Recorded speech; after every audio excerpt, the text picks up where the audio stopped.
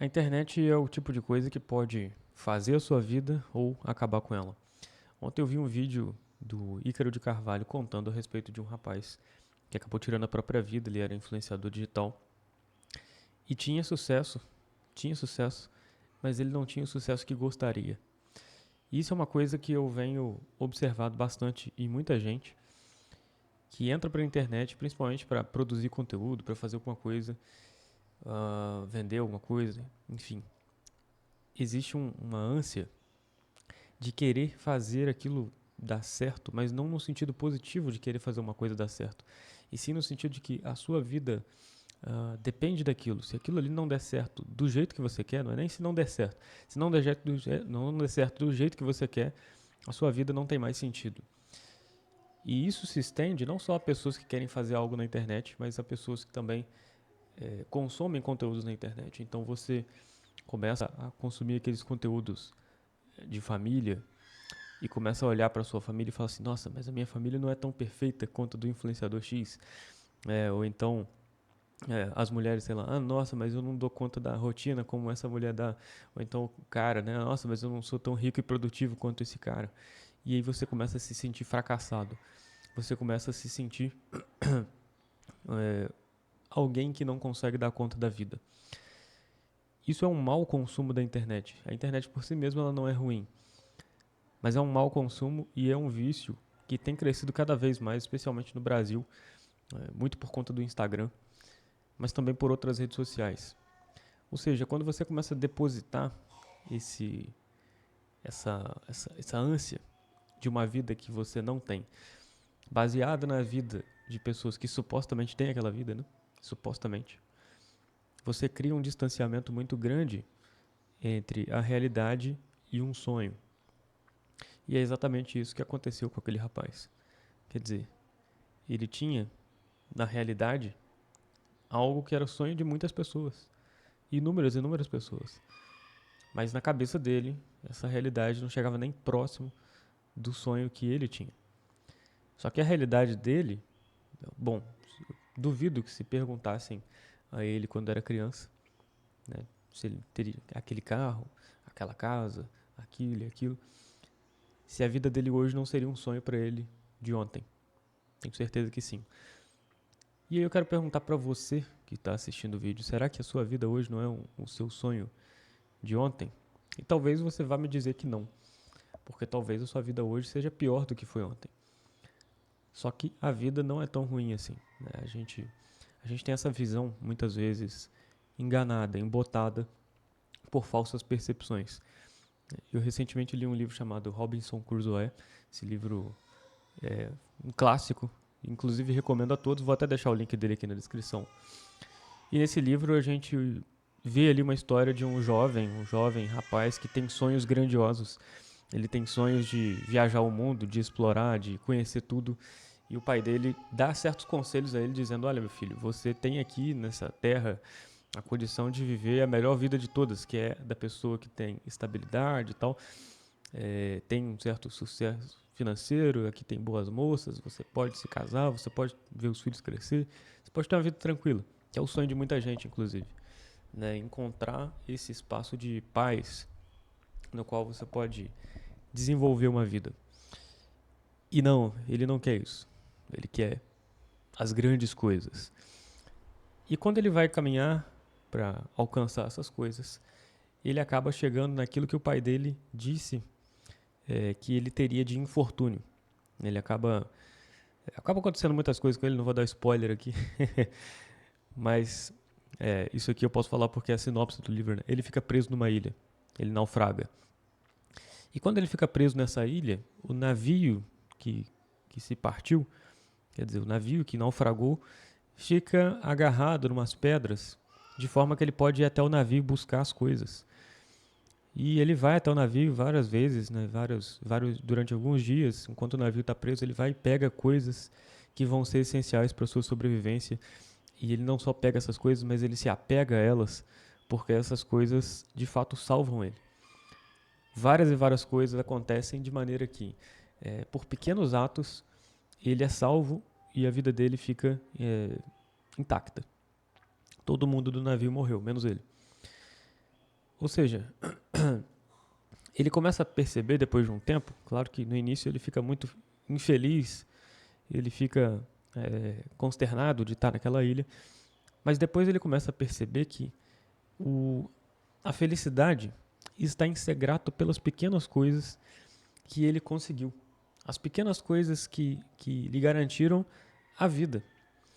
E depois de um tempo ele começa a ter uma mudança interior, na qual ele percebe que talvez a ilha tenha sido a melhor coisa que aconteceu na vida dele. Né? E passa por um processo de conversão, enfim. É realmente um livro muito bom, você pode ler. Principalmente se você tem esse problema de olhar para essa ilusão da internet e querer transformar a sua vida naquela ilusão. E o Robinson Crusoe leva essa mudança interior e alcança a felicidade nessas pequenas coisas. O que me faz pensar o seguinte: nós perdemos a percepção das pequenas coisas com muita facilidade. Nós realmente perdemos isso com muita facilidade. Encontrar o sentido nessas pequenas coisas, na verdade, está muito ligado a ser grato por elas. Você encontra sentido nelas e felicidade nelas à medida em que você se encontra grato por tê-las. Porque a ingratidão leva à infelicidade. A receita da infelicidade é a ingratidão. Porque se você olhar para a sua vida, você vai ver que você cometeu erros, você é pecador, você faz isso, faz aquilo. E mesmo assim, você tem muito mais do que precisaria para sobreviver com conforto. Você tem muito mais do que você merece. A gratidão por essas coisas é o que faz a sua vida ser plena, é o que faz você perceber que você já é rico, você já é bem-sucedido, você você está numa situação muito confortável. Se você estivesse numa ilha deserta, com todas as coisas que você tem, seria muito mais confortável do que estar numa ilha deserta sem absolutamente nada. Só que essa vida é uma ilha deserta. A gente está na ilusão, olha, por que a gente está na ilusão de que nós não estamos numa ilha deserta? Porque você mora dentro de uma cidade, aí você olha para ela e tem um monte de gente, tem um monte de prédio, tem um monte de construção, mas faça, por exemplo, pelo menos imaginativamente, o exercício de ver o contorno da cidade. Ver em volta da cidade. Existe o quê? Mato. Talvez onde você mora existe mar. A gente está sempre cercado por algo muito maior.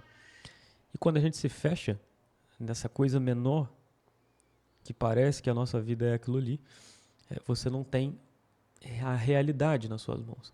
Você não está pisando sobre ela. Você está pisando sobre um recorte da vida que lhe convém, que parece a realidade. E é isso que acontece na internet. Você segue determinadas pessoas, você assiste determinados canais, você vai ler determinados textos, enfim, você consome um certo conteúdo. E aquele conteúdo mostra para você uma espécie de retrato da realidade que você acredita. Mas existe muito, muito mais para além daquilo ali. E, bom, existe muito mais para além da internet. E o que existe de mais para além da internet? Bom, existe, por exemplo, enquanto eu gravo o vídeo, minhas filhas brincando e eu ouvindo. Existe a luz do sol entrando aqui. Existe o canto dos passarinhos lá fora que eu estou ouvindo agora. Existe uma série de pequenas coisas que, se você prestar atenção, você vê a felicidade nelas, por si mesmas. Eu não preciso fazer algo para estar feliz, para alcançar uma grande felicidade. Não, eu preciso olhar para essas pequenas coisas e ser grato. Porque nessas pequenas coisas, ali já tem uma beleza, ali já tem uma felicidade, ali já tem uma riqueza, um mistério. Eu tenho lido muito Chesterton ultimamente. Inclusive, um livro que eu estou lendo chama Ortodoxia, né? É um livro muito bom. E eu já li umas partes dele no passado, mas agora eu estou lendo ele todo mesmo. E aí, o Ortodoxia, o Chesterton, ele tem um jeito muito engraçado de ver o mundo. Engraçado porque é incrivelmente óbvio e, ao mesmo tempo, incrivelmente surpreendente. E ele fala de certas coisas de uma maneira que é assim, olha... Ele tem uma visão meio infantil sobre as coisas, no sentido de que ele se espanta com aquilo que é incrivelmente normal. Por exemplo, uma frase dele, né? Mais engraçado do que ter um nariz de um formato engraçado é ter um nariz. E aí você para pra pensar, é verdade, né? A gente tem um negócio aqui no meio da cara, agora você vai ficar reparando o meu nariz aí, né? Ainda mais com óculos, ele ganha um destaque, parece aquela máscara daquele cara, sabe? Com bigode, nariz e óculos, né? Enfim, acabei de estragar o vídeo pra você, porque agora você só vai ver isso, né? Então, o que que acontece? Ele tem essa visão engraçada sobre o mundo, na qual você se surpreende com pequenas coisas. O mundo mesmo, ele parece um conto de fadas. Por quê? Porque meio que é mesmo. Eu lembro de ter lido mais ou menos essa passagem e eu estava sentado ali fora na varanda e olhei, passou uns passarinhos voando assim. Eu falei, caramba, mais engraçado do que o formato do passarinho, ou mais surpreendente do que a cor que ele tem, é ele voar. Olha que coisa bela, que coisa interessante, legal, né? Um bicho que voa. E, bom, ele poderia não voar, como uma galinha não voa. Né? Qual é a diferença dele para a galinha? Aí você pode ver as explicações físicas, as explicações biológicas. Tá bom, mas elas não explicam o porquê. Elas explicam o como. Elas não explicam o porquê. Se você não entende que aquilo ali poderia não acontecer, entendeu? E para mim, que sou religioso, qual é a explicação? Olha, é porque Deus quis que esse aqui voasse e não quis que aquele ali voasse. Mas ele poderia ter querido. Por que o céu é azul? Ele poderia ser laranja. Então você vê que nas coisas existe uma intenção. E quando você começa a descobrir a intenção nessas coisas, você começa a partilhar da felicidade delas.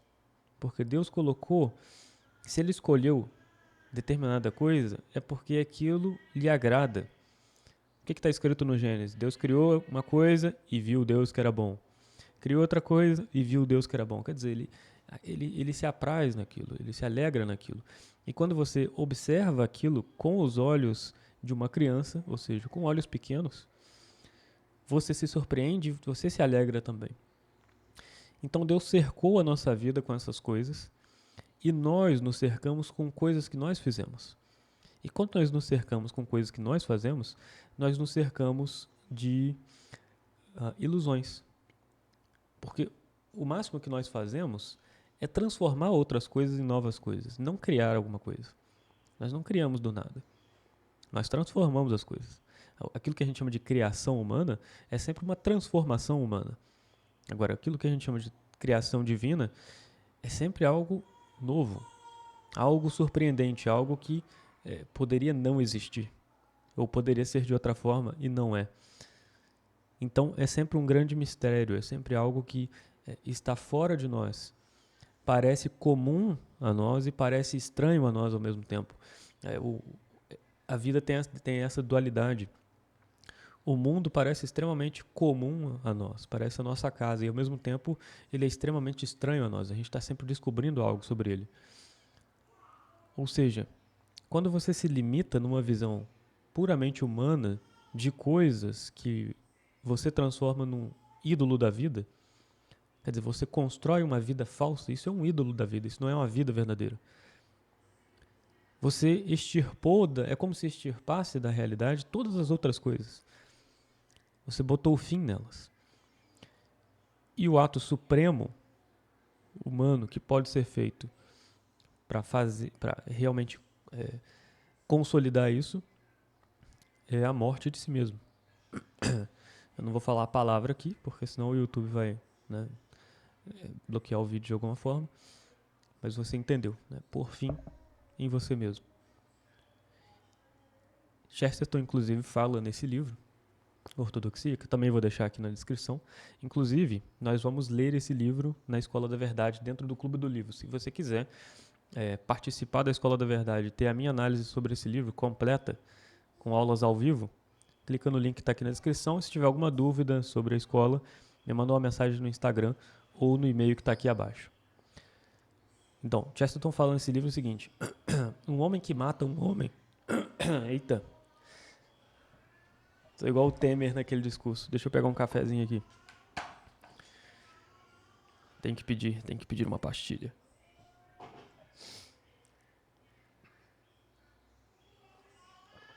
Um homem que mata um homem, mata um homem. O homem que mata a si mesmo, mata todos os homens. O que Chesterton está querendo dizer com isso? Olha, você que põe fim na vida de alguém, é só daquela pessoa.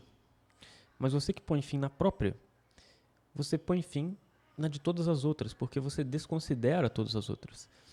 Você desconsidera tudo mais. Então ele chega dizendo, olha, um homem que se enforca numa árvore, as folhas deveriam cair de raiva pelo desdém que ele tem por elas. É uma visão assim meio poética que ele está colocando, é claro, né? Mas é interessante, ele não está falando, ele não está julgando, ok?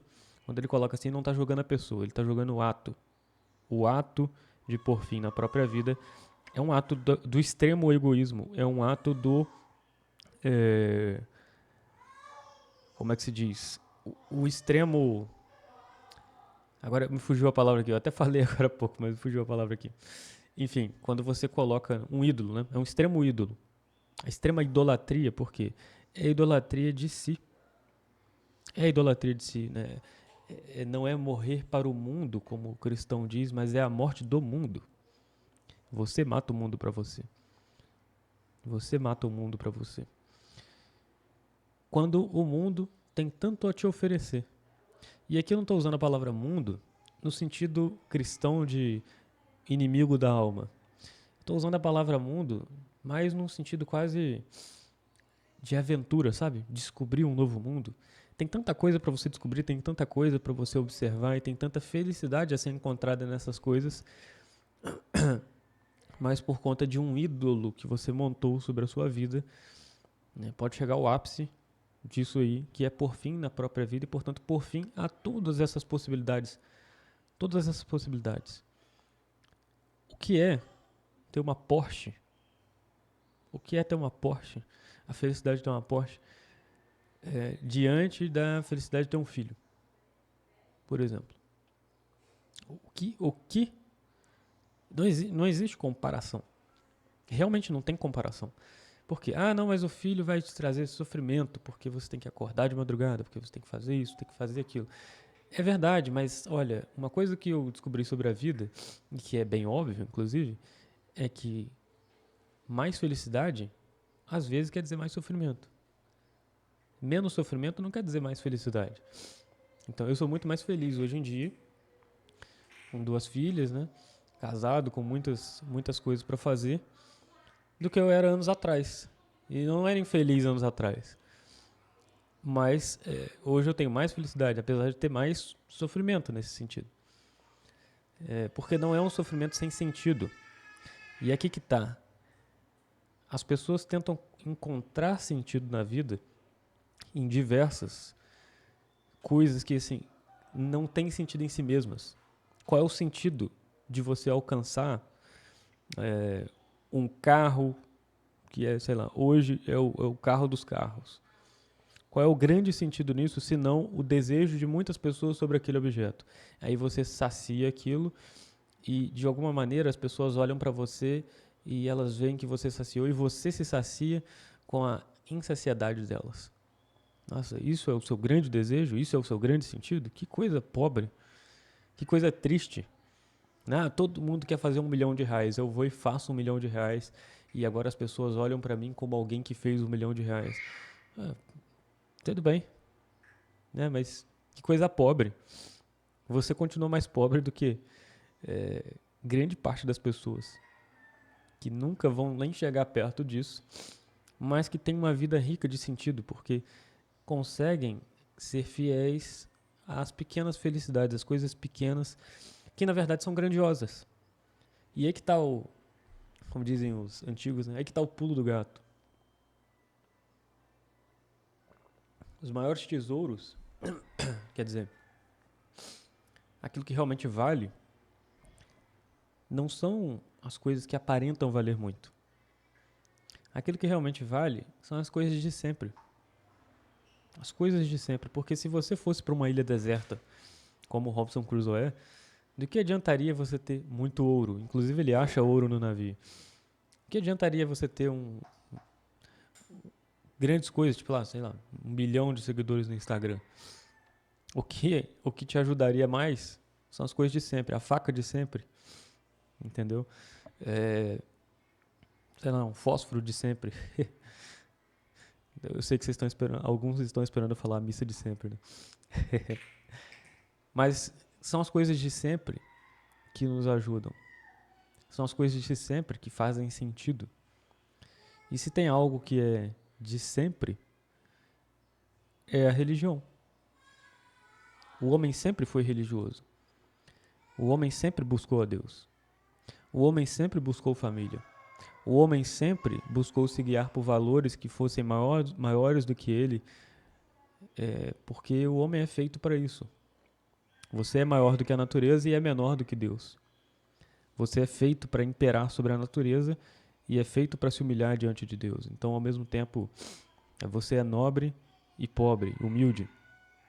Você tem motivo para se orgulhar e tem motivo para se humilhar. O que vale, então? O que vale é buscar nas coisas de sempre, naquilo que o homem sempre foi, a grande novidade da vida. E a grande novidade da vida não é a nova trend, a grande novidade da vida não é o novo post do fulano, não é a nova tendência, não é o novo jeito de fazer tal coisa, de educar seu filho, de ganhar R$ 1 milhão, de fazer isso, de fazer aquilo. Não. Tire essa ilusão da sua cabeça. Redescubra o sentido nas coisas que sempre existem. Porque é nessa continuidade tão antiga e tão nova que elas nos renovam também, né? Renovam o nosso olhar sobre a vida de tal maneira que todos os dias você também pode acordar e descobrir que isso é bom. Você olha para a luz do dia e viu você que era bom. Você bebe uma água e vê você que é bom. Você come uma comida e vê que é bom. Assim como Deus descobre, entre aspas, descobre na criação que Ele mesmo fez, quer dizer, Ele tirou do nada e Ele descobre que é bom. Ele renova todos os dias o seu olhar sobre aquilo, inclusive sobre você. Então você aí, tão pecador, tão triste, tão desmotivado todos os dias, por que você está vivo ainda? Por que você ainda tem felicidade? Por que você tem muito mais do que precisa? Porque todos os dias Deus olha para você e vê que é bom, vê que é muito bom, porque o muito bom foi usado somente para o homem, né? Só que você não viu isso ainda. Então pare de tentar perseguir as coisas que estão muito distantes e que são ídolos criados pelo homem e comece a perseguir aquilo que está muito próximo, que Deus já colocou em você. Existe uma vida interior a ser descoberta. A grande viagem da vida não é a viagem do Robinson Crusoe para descobrir o mundo exterior, ou até o Brasil, né? Ele chegou no Brasil. Mas é para descobrir o mundo interior. Inclusive, hoje, dia 15/10, né, dia do professor, me recordo aqui de Santa Teresa d'Ávila, que fez isso, inclusive, né? Foi uma mulher que, numa época de descobrimentos, né, lá pelo século XVI, fez a maior viagem de todos, que é a viagem para o interior de si. E no interior de si descobriu a presença de Deus viva e verdadeira. Então, desejo que você também possa fazer isso, possa descobrir. E se esse conteúdo aqui te ajudou de alguma forma, pelo menos a, fazer uma reflexão, abrir os olhos, eu recomendo que você recomende para outras pessoas, para que você ajude elas também. E que você se inscreva no canal para não perder outros vídeos assim. Eu tinha dado uma pausa aí com o canal, você deve ver que eu sumi por um tempo, mas agora estou voltando, graças a Deus. E então não deixe de deixar o seu like, de comentar aqui se você quer mais vídeos assim, outros temas, enfim, pode ficar à vontade aí, perguntas também. Compartilhe o vídeo, os links dos livros e para a Escola da Verdade estão aqui na descrição. Qualquer dúvida, mensagem no Instagram. Até mais.